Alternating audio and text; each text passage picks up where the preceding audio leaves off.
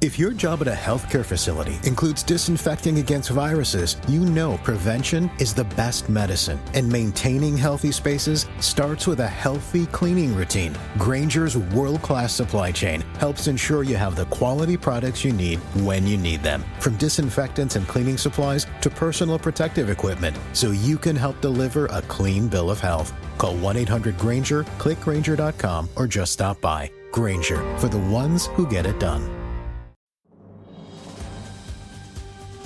This episode brought to you by Progressive Insurance. Do you ever find yourself playing the budgeting game? Shifting a little money here, a little there, and hoping it all works out? Well, with the Name Your Price tool from Progressive, you can get a better budgeter and potentially lower your insurance bill too. You tell Progressive what you want to pay for car insurance, and they'll help find you options within your budget. Try it today at Progressive.com. Progressive Casualty Insurance Company and Affiliates. Price and coverage match limited by state law. Not available in all states. Every team, every topic, everywhere. This is Believe. BetOnline remains your number one source for all your sports betting this season. Everything from pro, college basketball, UFC, MMA, and more. You always find the latest odds, team matchup info, player news, and game trends at BetOnline. With live betting options, free contests, and live scores for almost any sport or game imaginable. BetOnline is truly the fastest and easiest way to bet all your favorite leagues and events. Head to the website today or use your mobile device to join and receive a 50% off welcome bonus with your first deposit. Make sure you use the promo code BELIEVE, BLEAV, to receive your awards. BetOnline.ag, where the game starts, was a proud sponsor of the Bossman Show on your radio.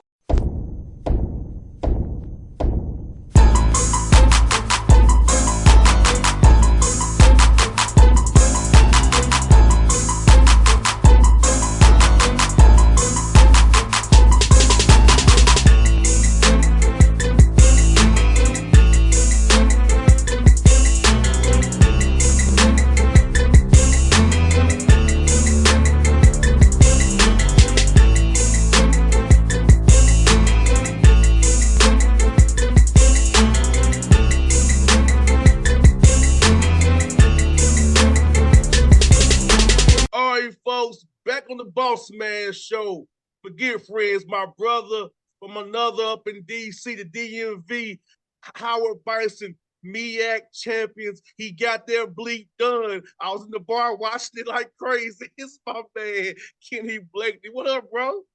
What's up, boss man? How you doing? And thank you for the kind words. I'm doing good, brother. As enjoying March Madness, enjoying another birthday. Let's have it on Saturday. So, hey, life's good, brother. No doubt. Man, bro, I got to ask you, man. I remember we talked in 19. You got this gig, man, about your vision, man. And you talked about wanting to get Howard to the tournament and how you know you could do it.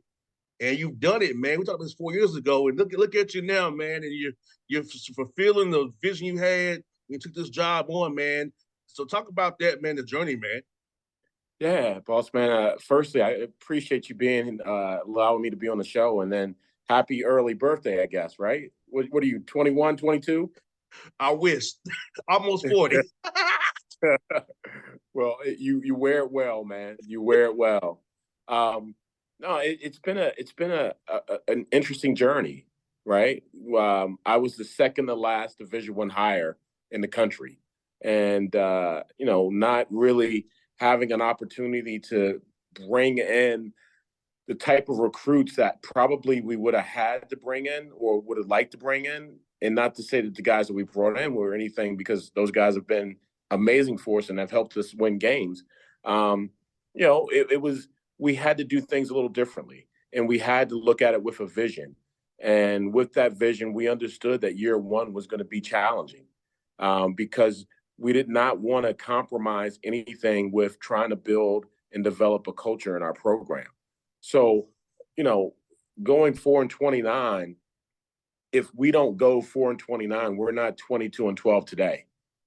And we're not 16-13 last year, which are, the last time Howard's had back-to-back winning seasons has been like 1986, 1987. So we really feel like, the way that we had to kind of work through this thing and go through the fire to get to the other side, all things were exactly kind of according to plan for us to get to this step. So 4-29 or 4-28 our first year, whatever that record was, it's a lot of losses. And I feel like a boxer that's taken too many punches trying to recall that number. But then my second year, we, have a great recruiting class. We bring in McCord Maker, the first 5-star to ever attend an HBCU. We bring in Nogel Eastern, who was a top 50, top 75 player that was a starter at Purdue and was an integral part of what they were doing, and some other pieces to the puzzle that we really felt that could give us a chance to kind of get this thing rolling a little bit. And, we dealt with some injuries from both McCord and Nogel, and then COVID hit. And by January 1, we had half of our team in COVID protocol. And by January 5th, we had our whole team in COVID protocol. Trying to flip it back around January 18th, I think, the Dr. Martin Luther King game against Notre Dame. We tried to crank it up and we tried to practice to get ready for that game. And, just it didn't work. We had guys that were having lasting COVID effects. And honestly, I did not want anything, not knowing all the information, not having all the information to happen on my dime. It was that serious for me. So moving forward to, the end of the season, we had to shut down the season. And with that, it was really difficult to do because there was a lot invested in that. We knew we were only going to have probably McCord Maker for a year. We knew we were going to only have Nogel Easton probably for a year. We were moving forward with our program in a way to have the younger kids now step up and assume more accountability and responsibility with the program. And so moving to last year's group where we're 16-13, bringing in 2 young men from the Ivy Leagues from Columbia University, Ty Bibbs and Randy Brumont, that were very integral in what we part of what we did last year. I think their maturity and their personalities, but how hard they play in their athleticism really helped us kind of lay down the foundation for what we were capable to do this year. With this year's group, we brought in Jelani Williams from Penn, but he's a local product out of Washington, D.C., Sidwell Friends High School, and Kobe Dixon from Holcomb, Kansas, that was from Cornell. Those 2 guys really brought in a lot of leadership and a lot of experience in terms of just being around the game, having a great IQ, outward personalities, able to connect with our guys in a way that galvanized this group. And those guys have really spearheaded with their leadership this, magical season that we had, which is the second best season that we've had in the history of our program while we've been at Division I school. And Kenny, what Jelani did second half against Norfolk State late in that game, man. Steve's fouled out. Things wasn't going your way for that, but his poise, his leadership, him being an older guy showed up, making those key plays for you in the end. He comes off the bench for you, scores for you, does dirty work for you, brings us intangibles. Talk about him a little bit more, Kenny, about what that young man has really done on off the court for your team and what he did especially for you against Norfolk State there on Saturday night, man. Well, Bossman, I'm not sure if you know his full story. Jelani Williams tore his ACL 3 times and did not compete or play in games for about 1,800 and something days. So last year as a senior at the University of Penn, and I don't know if how many people know that, Ivy League guys can only play 4 years. So you have 4 years to play 4 years. His first year of basically being eligible and playing was last year, which was his senior year. So this is only his second year of college basketball.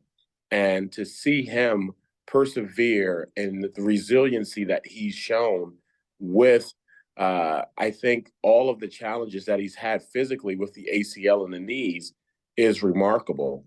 Um, First and foremost, his character is unbelievable.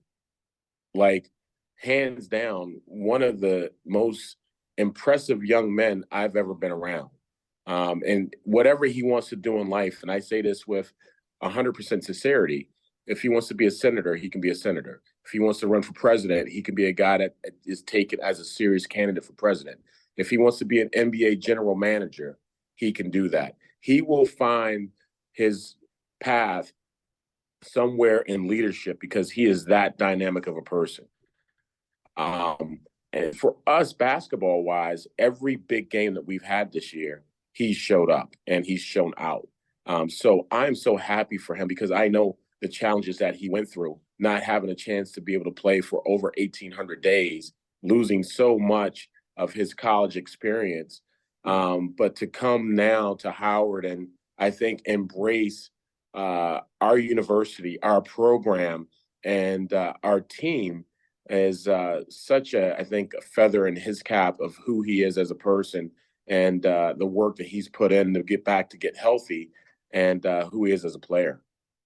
And Kenny, watching him, man, just like so watching your guys, period, Saturday, man, like defensively, man, you held these teams to 55 with Norfolk, 64 points. Defensively, man, your guys was locked in at the Norfolk scope, man. Look about the defense and in the end, defensive play got you all the win of the game. So how come about that, man? It makes you feel good as a coach knowing defensively. If you put you all the time, it did pay off for you and got you to the big dance, man.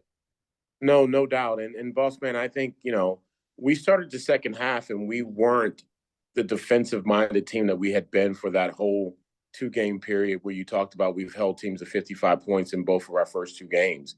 I think they might have scored, being Norfolk State, in 6 out of 7 of the first possessions or 7 out of 7 of the first possession to start the second half.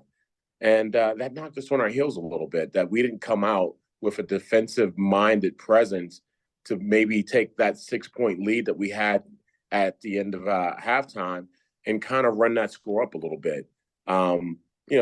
Looking back at the game and thinking about it a little bit, the run that we made in the first half, I love boxing. And just to give you a boxing analogy, like I really felt that if halftime didn't come, that those guys wouldn't have been saved by the bell. And we would have had a chance to kind of knock them out at that point in time. But halftime came, they recovered, they regrouped, and they came out with a vengeance and was very efficient in their offensive possessions and knocked us back on our heels. And we had to, fight, scratch, and claw to kind of, go back and forth with them through the remainder of the game until the very end, which you mentioned. There were 2 big defensive possessions for us. One was the full court pressing possession where we doubled Joe Bryant, and they subsequently on our double team threw the ball out of bounds. And then the last play of the game, was a side out of bounds play. They threw it to Bankston, who's an unbelievable talent and an unbelievable player in the post. We had Jelani Williams on him, and he took 2 dribbles, backed them in, spun to the baseline side, and we had 2 guys converge on him, with Marcus Dockery being the guy that blocked the shot to win the game. No doubt. And like you said, Kenny, like, man, that's very important for sure, man. And like, stopping Bryant, coach, man. This dude's a stud player. Been in Norfolk for years, making plays. I think you all did a heck of a job, giving multiple efforts to him. I know he wasn't maybe the performance you wanted to be, but I think you guys giving good effort to that guy, man. This is a tough cover for you guys, man. Everybody in the MEAC, tough cover. Talk about that young man, what you all did on him. Yeah, well, Joe Bryant's going to go down as one of the greatest players, certainly to ever play at Norfolk State, but probably one of the greatest players to ever play in the MEAC. He is fun to watch, man. He is such a dynamic player, and he's explosive. Very shifty, plays at his own pace, 3-level score, tough as nails, and loves the moment, man. He loves the big moment. And, we had Elijah Hawkins on him, who's like a 5'10", 150-pound point guard that is just tough as nails and as competitive as anybody in the country, that just basically hawked him for 40 minutes, for all 3 games that we played them this year. And the thing with Joe is that we really wanted to make him work as much as we could, and felt that if we could make him work to get the ball, we could make him work when he didn't have the ball. We could make him work in transition with spreading the court. We could make him work on the defensive end with whoever he was checking, with running him off screens or, changing sides of the court. That at the end of the day, because he is such a guy that commands and is a heavy lifter for them on his workload, would wear down a little bit. No doubt. No doubt. I got a couple more for you, brother. Man, beating teams 3 times. You beat Norfolk and NC State 3 times. How tough is it to game plan for a team who knows you very well, you know them very well, for a 3rd time in a row and get that done and win those games against those teams who know you so very well?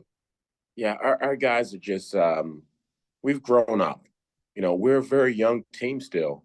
Bossman, we got 2 guys that will expire their eligibility. Actually, 1 guy that will expire his eligibility, and the rest of the guys for us can come back at least for 1 year. But most of the guys, probably 90% of the guys can come back for 2 to 3 years.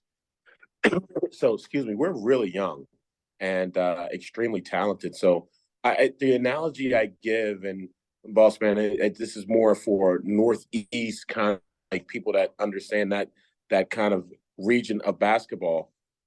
When I was at the University of Delaware with Mike Bray before he got the Notre Dame job, we had won the league 2 years in a row. It was the American East League, and had the same team back, was going for a three-peat, and we ran up against a very young and hungry Hofstra team that was led by Coach Jay Wright before he got the Villanova job. And Jay Wright had 2 pros on that team, with Speedy Claxton, who's now the head coach at Hofstra, and Norman Richardson, who played for the Chicago Bulls for a point in time, along with a cast of other guys that were just young, hungry, and, game changers. And they knocked us off that year to win the American East title, where we had, pretty much set up to be a three-peat team in that league. So that was my conversation with our guys most of the years, talking about some of those moments, like things that I've seen in the past, my experience in a lot of the different games that I've been in or I've witnessed, to say like, hey, this can get done. But Rob Jones is one of the best coaches in the country, outside of any league, and has done an incredible job there. And his leadership and his ability to X and O and motivate his players, he's been very dominant in our league. So to have a chance to say that we defeated those guys 3 times in a year, we're really honored and pleased to say we could do that this year. And how cool has it been knowing you all in the morning hour going to play Kansas in the Midwest and play Kansas against Bill Self's team, who's reigning national champion from last year, man. Opportunity for you guys to actually go out there and make some history, man. If you all play the right way on Thursday. Yeah, it's kind of funny how the world works, right? In 1991, I was on a team at Duke University that beat, Kansas for the national championship. 1992, Howard University, which was the last year, or excuse me, one of the years that Howard made it to the NCAA dance, played Kansas in the first round. And, fast forward 31 years later, we're that team now that's playing Kansas in the first round. So it's kind of interesting how all those dynamics connect. And going against Bill Self, who's a Hall of Fame coach, their program, their history, their tradition of raising banners in Fog Island Fieldhouse. And, I sat 10 rows up last year at the Final Four and watched those guys raise a banner down in New Orleans. So I was very impressed with them. I thought that they played extremely hard. They excel in transition. They're great with ball screens. They want to attack you on the offensive end. And, they've been really good under Coach Bill Self in doing so. No doubt, bro. I'm cheering for you like crazy. I'll be watching there. I'll be saying HU, the whole time. So I got you back, bro. You know that, man. I hope you get the job done, man. I'm happy as hell for you, as I told you probably, and I'm telling you public as well, man. So best of luck to you, bro, and I'll see you soon one way or another, my guy. Thank you, boss man. Thanks for having me on the show. All right, anytime, my brother. I'll see you soon, my brother. Yes, sir. Take care, bro. All right, now. Have a good night. You too now.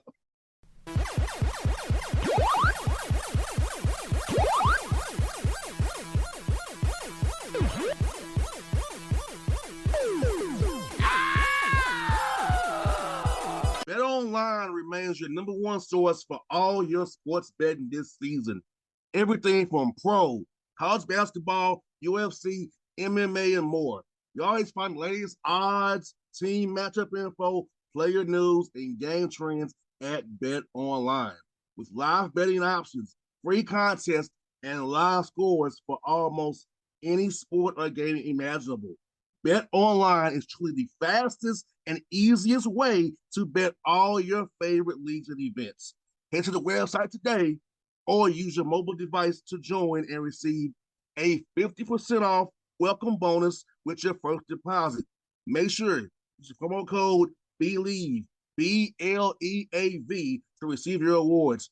BetOnline.ag, where the game starts, was a proud sponsor of the Bossman Show on your radio. If your job at a healthcare facility includes disinfecting against viruses, you know prevention is the best medicine, and maintaining healthy spaces starts with a healthy cleaning routine. Grainger's world-class supply chain helps ensure you have the quality products you need when you need them, from disinfectants and cleaning supplies to personal protective equipment, so you can help deliver a clean bill of health. Call 1-800-GRAINGER, click Grainger.com, or just stop by. Grainger, for the ones who get it done.